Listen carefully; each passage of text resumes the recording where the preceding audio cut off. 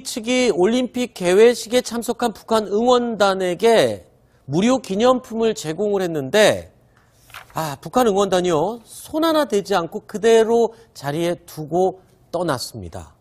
자, 내용물을 보면은 추운데 쓰는 털모자, 목도리, 이건 핫팩이에요, 핫팩.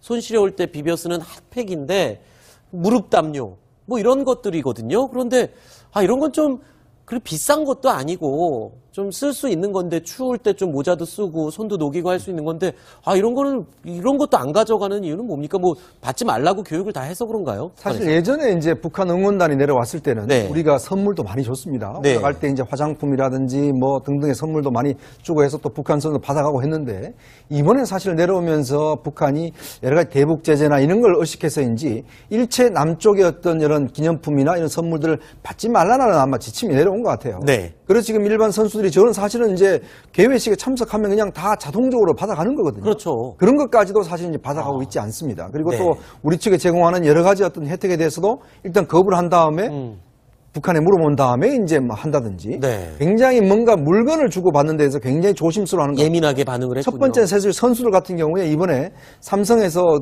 그 갤럭시 그걸 다 나눠줬지 않습니까? 핸드폰이요. 네, 핸드폰을 다 나눠줬잖아요. 네. 그런데 이제 그거를 사실 북한 선수하고 이란 선수만 못 받았어요. 그러니까 왜냐하면 대북 제재를 받고 그렇죠. 있기 때문에 그렇죠. 이란 선수는 못 받았는데 사실 그런 것 같이 사실 북한 선수들 같은 경우는 이번에 뭐 남쪽에서 먹는 것 이외에는 사실 가져간 게 하나도 없는 상황입니다. 네. 핫팩 같은 거는 사실 굉장히 소소한 그렇죠. 소소한 거잖아요. 저 가방 가져가봐야 아무 생활에도 크게 도움은 안 될 것 같지만은 아마 평양 당국이나 북한 당국의 지시가 아마 그랬던 것 같습니다. 그렇기 때문에 일사불란하게 했던 것 같고요. 네. 2004년도에 제가 이산가족 상봉 취재를 할 때 금강산에 갔을 때 뭐 많이들 아시겠지만 북한 이산가족 만나면 이것저것 정말 많이 주고 싶습니다. 그래서 선물이나 뭐 달러 같은 것들 준비해 가시는 분들 많거든요. 네. 근데 가져가봐야 평양에서 어차피 다 한번 가져갔다가 걸러진다.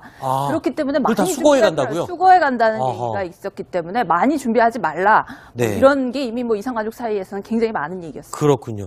자, 뭐 심지어는 설 명절 음식을 우리 정부 측에서 제공을 했는데 그 음식조차도 그렇게 극구 부인을 하다가 거절을 하다가 나중에는 결국에 음식은 먹었다고 하는데요. 마음이 조금 한편으로 불편하기도 합니다.